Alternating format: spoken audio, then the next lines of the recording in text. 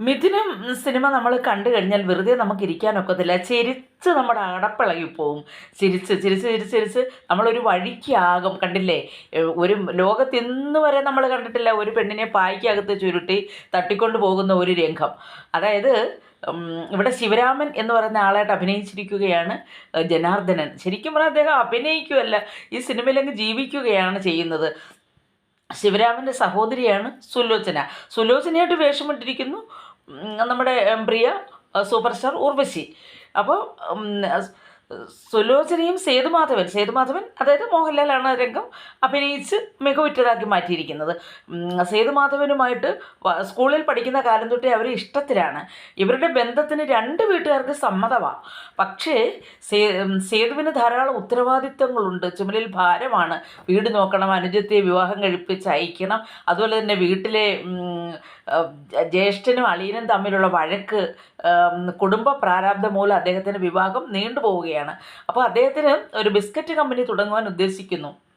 അപ്പോൾ ആ കാലഘട്ടത്തിൽ കൂടുതൽ ഇതിനകത്ത് കാണിക്കുന്നത് ഉദ്യോഗസ്ഥരൊക്കെ ഒരുപാട് അലംഭാവം കാണിക്കുന്നു, കൈക്കൂലിയൊക്കെ വാങ്ങിക്കുന്നു. അതുപോലെ തന്നെ ഒരു അന്നത്തെ തൊഴിൽ രഹിതരായ ചെറുപ്പക്കാരെയൊക്കെ മടുപ്പിച്ചിരുന്ന കാര്യം അവർക്ക് സ്വന്തമായിട്ടൊന്നും തൊഴിലൊന്നും ചെയ്യാൻ പറ്റുന്നില്ല.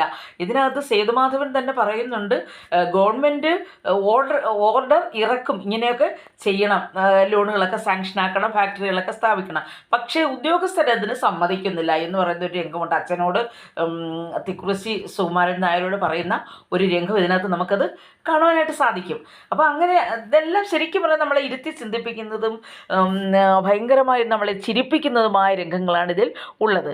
അപ്പം സേതുമാധവന് സുലോചനയെ വിവാഹം കഴിക്കുവാൻ തടസ്സമുണ്ട്. അപ്പം അവളുടെ ജ്യേഷ്ഠനായ ശിവരാമൻ ജനാർദ്ദനാണത് ആ വേഷം അഭിനയിച്ച് വളരെയധികം മികവുറ്റതാക്കി മാറ്റിയിരിക്കുന്നു. അദ്ദേഹത്തിൻ്റെ അഭിനയ കാലൻ കൂടെയൊക്കെ പിടിച്ചുകൊണ്ടുള്ള ഓട്ടവും ആ അഭിനയവും ഒക്കെ വളരെ രസകരമാണ്. അപ്പോൾ അദ്ദേഹം ഒരു എളുപ്പ വഴി പ്രയോഗിക്കുന്നു. അവളോട് പറയുകയാണ്, ഒരു 10 ദിവസത്തിനുള്ളിൽ നിൻ്റെ വിവാഹം ഞാൻ നടത്തും എന്ന് പറയും.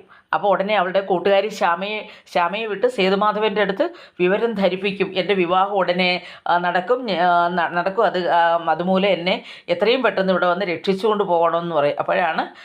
അപ്പോൾ ഒരു ജ്യേഷ്ഠൻ്റെ ഒരു അഭിനയം കണ്ടോണം. ജ്യേഷ്ഠനാണ് ശിവരാമൻ.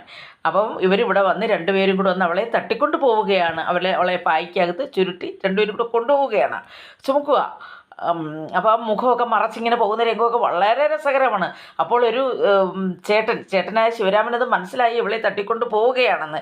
പക്ഷേ ഇവളെ കൊണ്ടുപോയി വണ്ടിക്കകത്ത് കയറ്റി അവന്മാർ കൊണ്ടുപോയി കഴിയുമ്പോൾ ഇദ്ദേഹം ചിരിച്ച് ആർത്തുല്ലസിച്ച് വന്ന് സ്വന്തം ഭാര്യയോട് പറയുന്ന രംഗമുണ്ട്, എടീ ഞാനൊരു കള്ളം പറഞ്ഞു, അത് കാരണം അവൻ സേതു നമ്മുടെ സുലുവിനെ തട്ടിക്കൊണ്ട് പോയി എന്ന് പറയുന്നു. അപ്പോൾ ഭാര്യ പറയുന്നുണ്ട്, ഞാൻ ഇത്രയും നിങ്ങളെക്കുറിച്ച് വിചാരിച്ചില്ല. വളരെ രസകരമായ രംഗമാണ്.